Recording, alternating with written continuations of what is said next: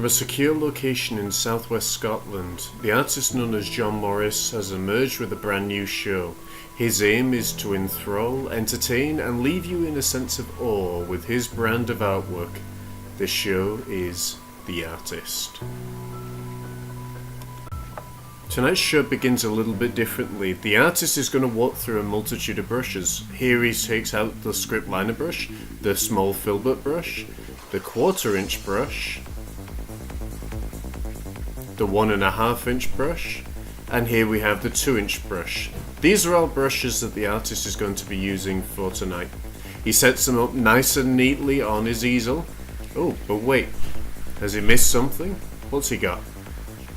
Ooh, the back of his hand, another hand. Ooh, what have we got? What have we got?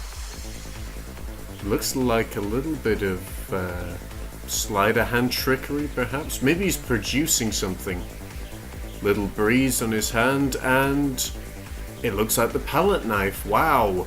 Care to see that again? I think the artist is producing these from somewhere on his body.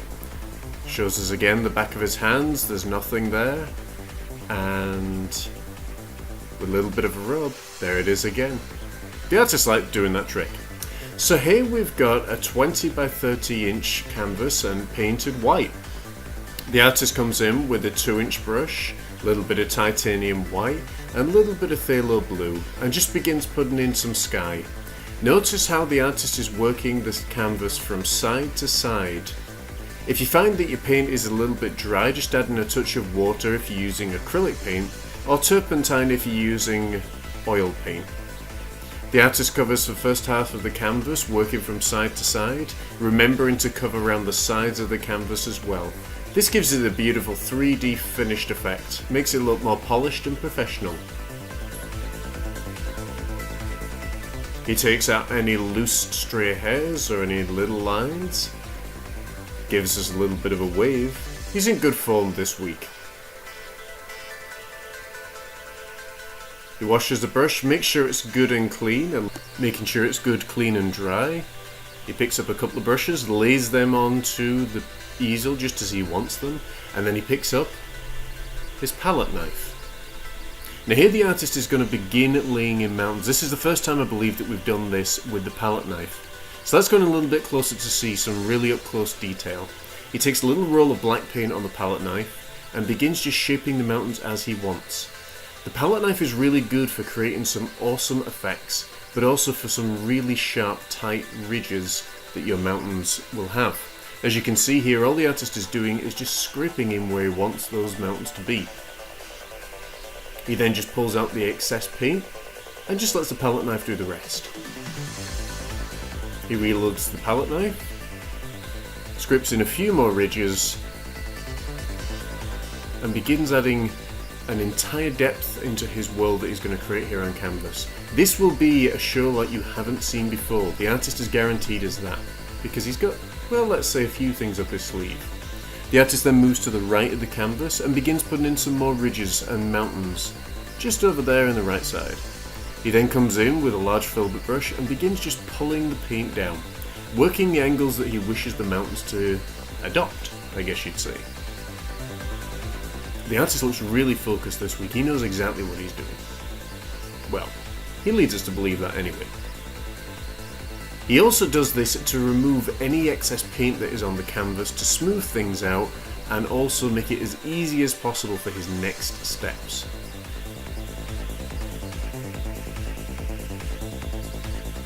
The artist will do this from one side of the mountains to the other, just taking out all those harsh lines, so as when he comes to paint snow on the top, it makes it much easier to do.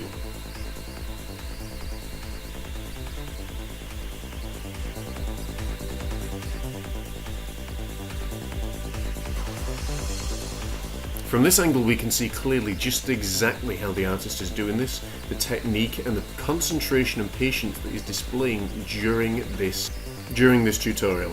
He then comes in again with the palette knife, a little bit of white paint, small roll on the end of it, and then just begins pulling down the right side of each mountain where he wants the snow to be. As you can see here, he's hardly applying any pressure at all. The canvas is pulling off exactly what it wants. and building the snow-like mountains just exactly as they're meant to be. He reloads the palette knife and then does the same on a distant mountain. This is something you want to make sure that when you're doing it, you're taking your time, focusing, and not applying too much pressure. The more you do it, the more you'll actually find that the correct procedure and the correct techniques and amount of pressure that you need for doing this.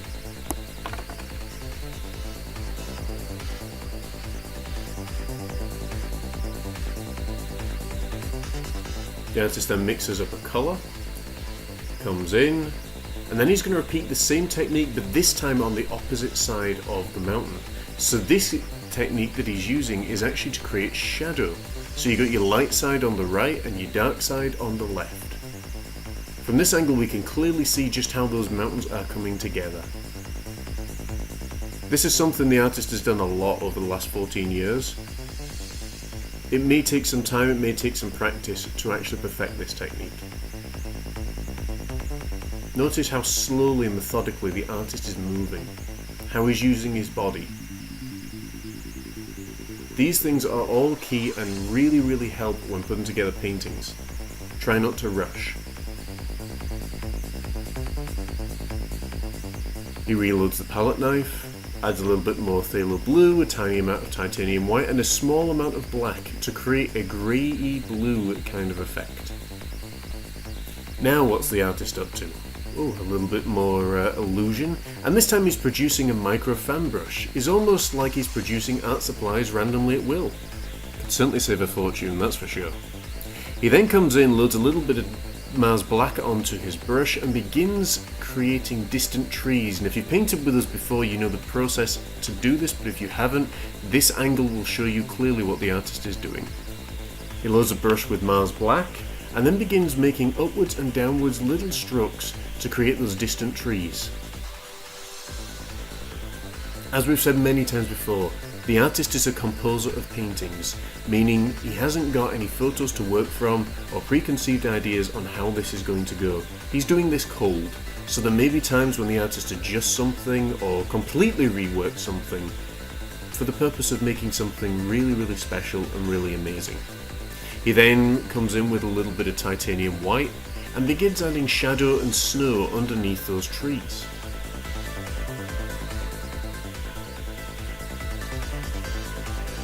I think Fun in the Snow would be a very apt name for this painting so far. He works from one side to the other, remembering where his light source is. Then cleaning the micro fan brush, he comes in with a 1/4 inch brush. He loads it full of titanium white, and he's now showing you the motion in which he's doing. He's also picked up a little bit of phthalo blue, just to create a bluey white kind of snow, almost like a snow in the shadows. He then goes from side to side, beginning to work all the way down the canvas, covering it each and every inch. This will actually be used as a base layer.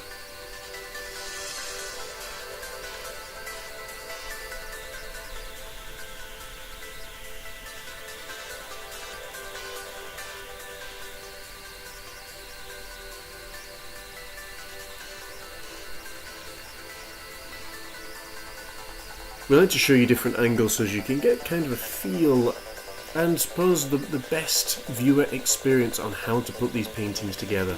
We do recommend obviously watching them through first before attempting each painting, as we don't even know how things are going to end up. Only the artist does, and sometimes we're not certain he has a clue. So now that we've got a full snowy canvas, what's he going to do next? Oh, he adds a little bit more snow. This time he's picked up a little bit of black as well, just to add a little bit of shadow upon that snowy plain. After adding a third layer of snow, he then picks up the filbert brush. He loads it with black paint, and let's see what he's going to do with it. A small amount of water, just to help the paint flow nice and smoothly. Bringing in a little bit closer, he's now going to create the perspective effect. If you've done our perspective class with us, you'll know what this one's all about. You have 3 lines. Now these may be trees, they may be buildings, they may be, well, who knows, it could be train tracks. But the importance is 3 lines. 1 small, which he's working on now, 1 medium, which you can see in the middle, and then 1 large, which you can see closest to the artist. He then repeats the same technique on the opposite side of the canvas. Now he's doing this on purpose to show you specifically how to create distance into your work. This will not be the final painting. He's got something much more exciting in mind. He then puts in tree roots and he's working down the other side of the tree as well. If you find that your paint is a little bit dry and it's not spreading too well, our advice is always to add a little bit of water or turpentine depending which medium you are using. Please make sure you get the right one. Do not add turpentine for acrylic paint as it will just dissolve. Equally, do not add water for oil paint as, well, it just won't do very much. So bringing in the tree roots into the snow, the artist blends in underneath the tree slightly, just adding a little bit of shadow. Oh, he's having some fun now. It's always amazing, the artist's facial expression never changes, but he always looks like he's having fun.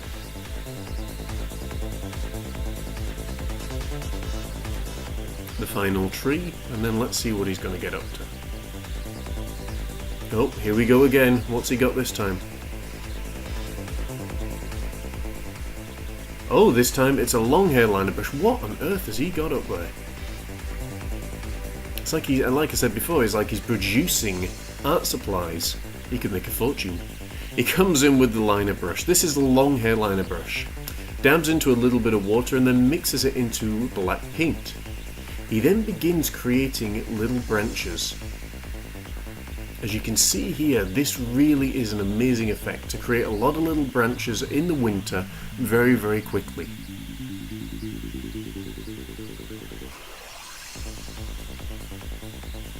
When doing branches, it's good to have almost gnarly shapes, so little wiggles here and there. As you can see here from this angle, this is exactly how the artist is putting them together. Letting them flow. Sometimes going upwards, sometimes dropping down a little bit, just as real branches would do.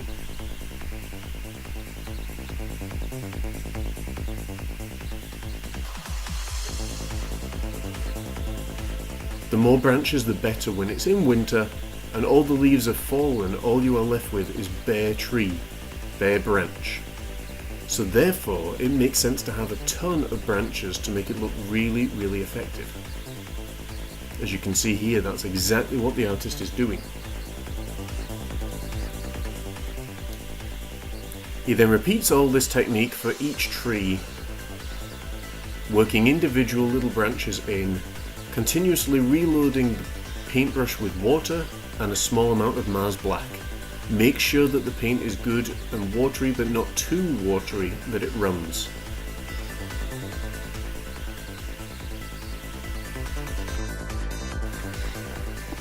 Okay, Mr. Artist, what have you got now? Once again he produces the palette knife. He comes in with a little bit of titanium white and begins adding a few little techniques down the right side of the tree. This is, I'm assuming, where the artist believes his light source to be. This also creates a little bit of a bumpy effect upon the tree, so as when people are actually looking and observing your artwork, it makes it look 3D, it makes it look more real, almost like the person could actually be there. As you can see here, all he's doing is pulling around slightly and just touching very lightly. Again, the canvas pulls off what it wishes to and creates a beautiful birchwood effect upon this tree.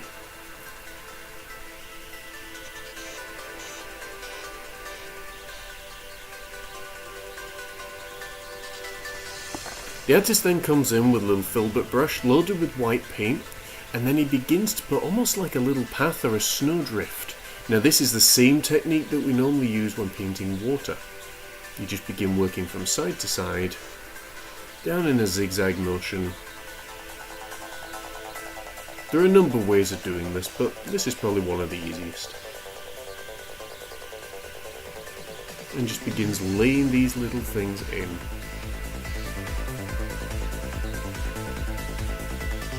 Adding a little bit more detail into the base of the tree underneath the roots. I believe he's using a short hair liner brush there.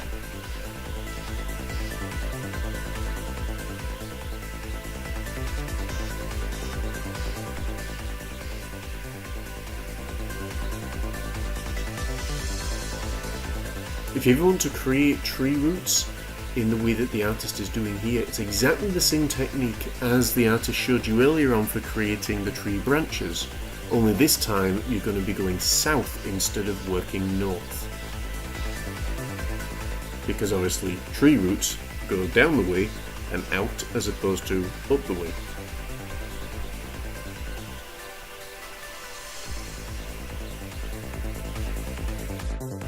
The artist then picks up a mop head brush. He loads it with Mars Black and then begins adding foliage onto the top of the trees. Now this can be done in two ways. It can be done to give the illusion that there are going to be more colour, or it can actually be done to create the illusion of a lot of branches that are really, really close together. Either way, it's the same technique. If you'll notice how the artist is moving his hand, he's working in a clockwise motion. So he touches down at number 6, then works to number 9, number 12, number 3, and he continues to do this all the time while moving to the right. This creates a beautiful effect for your trees. As you can see there, it looks like we've got some beautiful little birch trees. He puts in a few little bushes underneath the tree. Touches a little bit of titanium white and phthalo blue and very, very lightly adds a little bit of frost to his bushes. Now again, as you can see here, the artist is basically applying no pressure at all. Using his finger while the paint is still wet, he can create a little bit of shadow underneath. He then signs this first part off and it all looks like it's done and finished. But no. If you're looking for something a little bit more detailed, a little bit deeper and a little bit more challenging, the artist has got something for you. Yes, Mr. Artist, that's a beautiful job, beautiful basic painting. Now here's what the artist is going to attempt. This is what was done with the time that the artist had. This is a bonus teaching and it's called changing things up. So the artist now comes in once the painting has dried. For all you folks that love practice canvases, well, you're going to love this one. Unfortunately for all you folks that love the painting as it was, well, you're probably going to be a little bit upset right now. The artist comes in with a little bit of titanium white, a little bit of phthalo blue, and a tiny amount of teal. He then covers the top section of this painting. This is something the artist does frequently when teaching classes. It saves on canvas and it also means that they can be repurposed, reused, and an idea can be developed. The artist was very, very specific when he wanted to work this episode to show you how ideas can be developed once a painting has been completed. He then comes in once again with a palette knife and begins developing more of the mountains that we saw earlier on. Using the filbert brush, he then begins pulling out. These are all techniques that you will have seen already.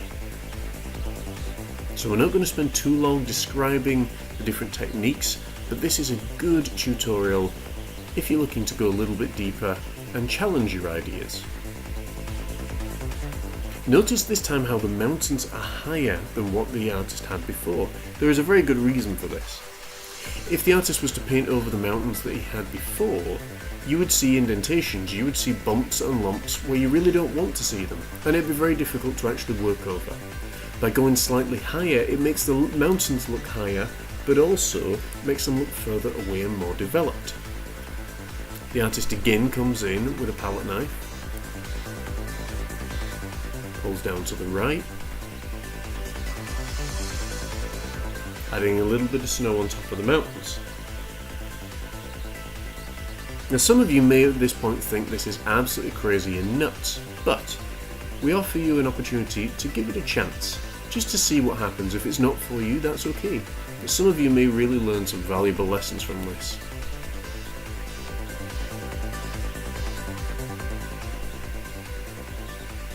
Many times artists suffer with unhappy canvases, as we call it. A painting that they've done that they're not thoroughly satisfied with or that they don't really enjoy. This is a really good way to repurpose a canvas to develop an idea, but also to make sure that you're challenging yourself. The artist pulls down a little bit of titanium white, just down to the left, just to add a little bit of shadow into it. Already, because of the techniques that the artist has used, it looks like the mountains are actually coming to life, particularly the one in the middle.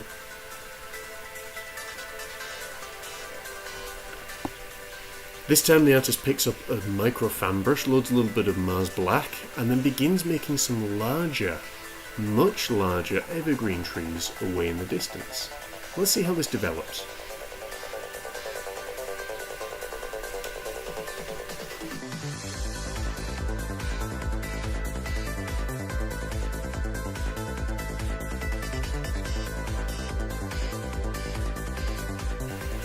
Okay, so now the artist comes in with a little bit of clean snow. So he's picked up titanium white, a little bit of phthalo blue, and he's basically just going underneath that area that he worked before.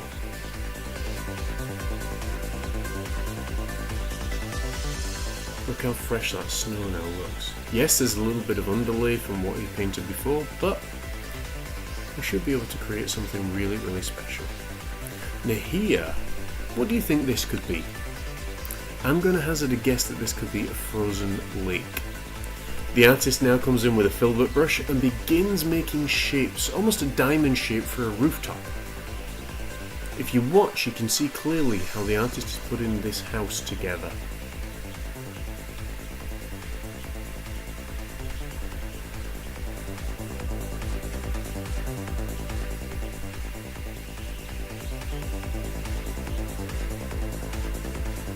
Notice the different stages that the artist's gone through. 4 separate stages. The roof. Coming in now with a little liner brush, he begins adding in some small indentations and detail into the house. This is so he knows how the house is going to look and what form it will take later on. He adds on an extension. See? So simple to do.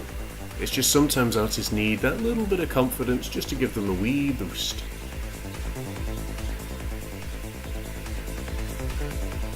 The artist then comes in again with that long handled filbert brush. He's then pulling side to side so as you can create almost like a little snowdrift. This time he's using pure titanium white. He's thinking about his perspective all the time as he's going along here.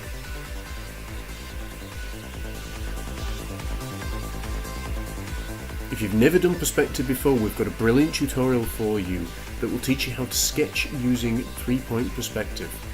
Basically, 3-point perspective is a straight line. This will help you create a ton of distance and a ton of clarity in your artwork.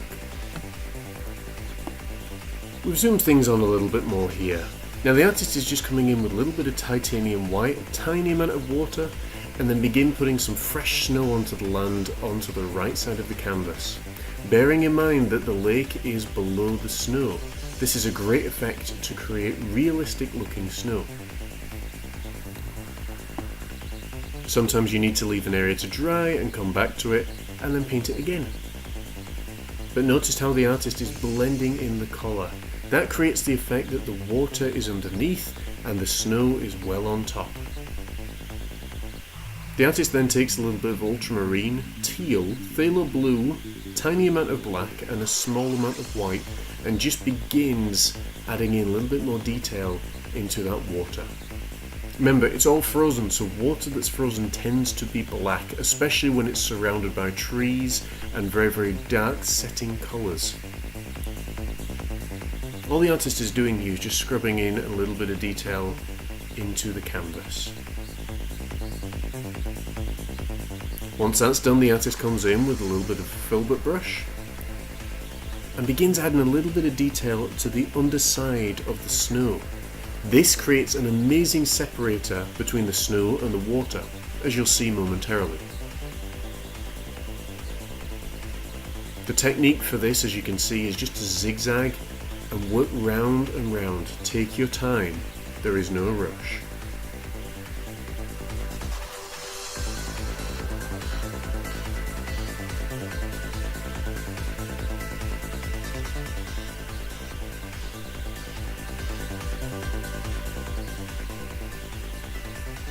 Any area that's facing you and is close is going to have shadow underneath. Any area that's hidden isn't. The artist then comes in with a little bit more Mars Black, the same filbert brush, a small amount of water, and begins putting in the basis of trees.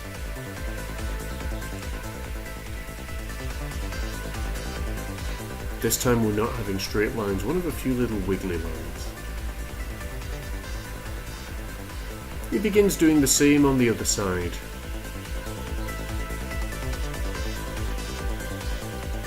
Now at this point we were actually experiencing some weather difficulties, so we do apologise if our cameras flicker a little bit. Sometimes we actually wonder if it's maybe the static that the artist conducts.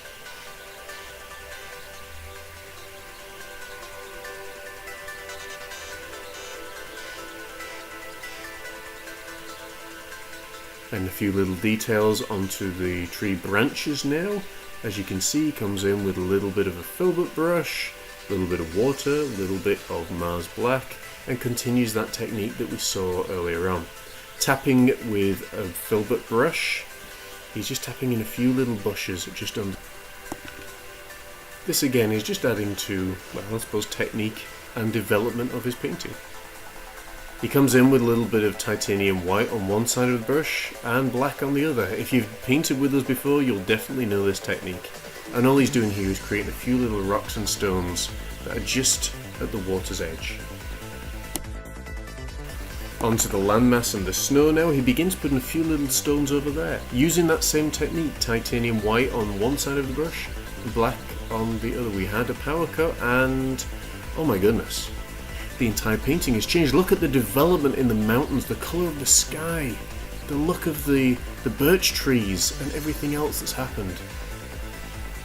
The artist certainly uses his time productively, but also he's aware that we've only so much filming time. With us nearly out of time, he wanted to create the best effects that he could for you. To create the birch trees, the artist is using the two-tone technique that he used for the rocks. White on one side of the brush, black on the other. This time he brings the white down the right hand side where the light source would be, and the black on the left where there would be shadow. The artist is nothing, if anything, for keeping consistent. Again, working in those tree roots, those beautiful little birch trees. I know they don't look it now, but they will be something really, really cool by the time the artist is finished. He comes in with a long hair liner brush this time, a little bit of Mars Black, a little bit of water, and begins adding those effects. This is where the birch trees come to life. He picks up the palette knife, rolls a little bit of titanium white, and begins just pulling around. You can already start to see how these birch trees are coming to life. I told you the artist would create something kind of cool. Continually putting shadow or light source around one side of the tree and shadow around the other. It's hard to keep up sometimes with what the artist is doing, but it's always fascinating. Sometimes I find myself I can get lost in actually watching what he's doing. He reloads the brush each time to make sure that there's a fresh coat of paint onto the trees. This is vital because it also makes sure there is no colour transference. More to the point, no unwanted colour transference. But look at the effect that are on those birch trees right now. How incredible do they look?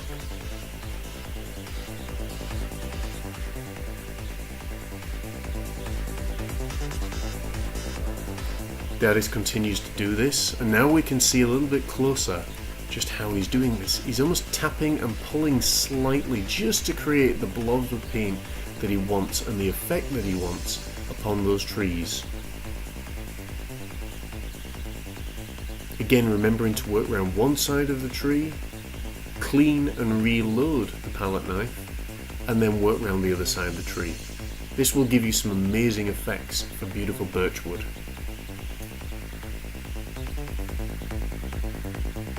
With a micro fan brush and a little bit of titanium white, the artist begins putting in a small frozen waterfall by the looks of it. A tiny amount of detail is added, just as if there's a few little air bubbles or ripples in the frozen lake.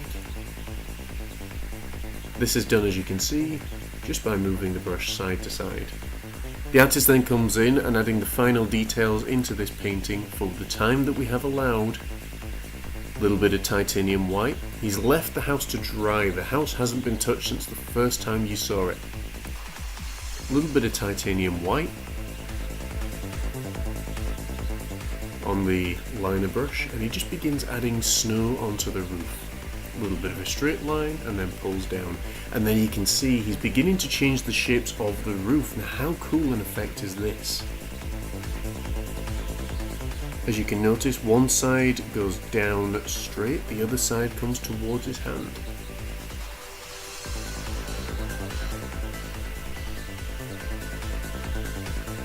It definitely feels like a winter wonderland.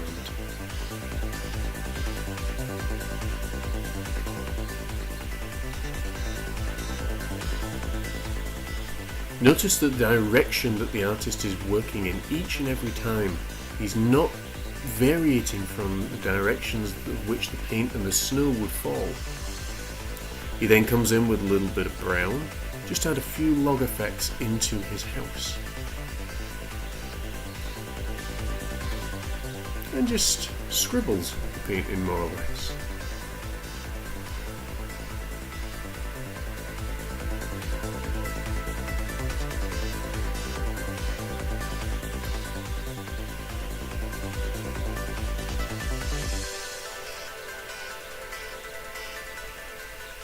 Taking a little bit of Mars Black and a small amount of water, he's able to add outlines to the side of the house and also to the windows. This polishes things up quite nicely. And the artist did say had he had more time, he could have developed this idea more, but we are running out of time, so we want to create something and leave you with something that you can really enjoy. Final few techniques that he's doing here is just add a little bit of snow shadow underneath the house, just to make it look as if the light is coming from behind and it's all being pushed out. He adds a few little details, always add another window in, that's always exciting. Maybe there's no one home for this side of the house. A few final details and angles as to where the house. Then with a little filbert brush, he brushes into a little bit of titanium white, a small amount of blue and a small amount of black. This creates a bluey grey effect as we mentioned before, and it means you can put detail and shadow underneath the tree roots and where there would be an absence of light. The artist continues to work those tree root colours underneath and begins adding just shading onto the snow.